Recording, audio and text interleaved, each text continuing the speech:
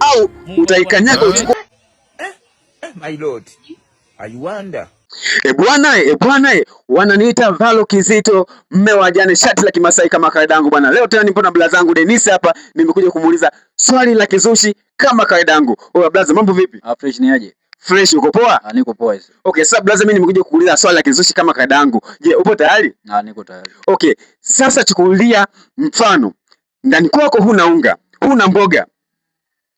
Unadaiwa ada ya chuo bado hujalipa. Babu mwenye nyumba anakudai kodi bado hujalipa.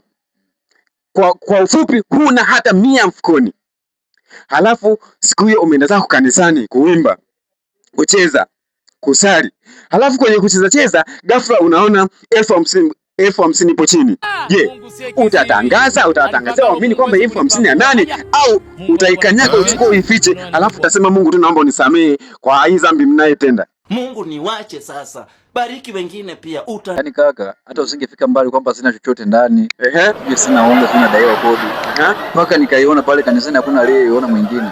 Maana hiyo ni makusudi ya Mungu kwamba wewe ione hiyo hela. Alafu mengine atazungumzika mbele ya safari. Unaona wewe Mungu sio mjinga mpaka kanionyesha hiyo hela. Utengeneza njia ili wewe uifuate hiyo njia. Mimi siwezi kumdharau Mungu.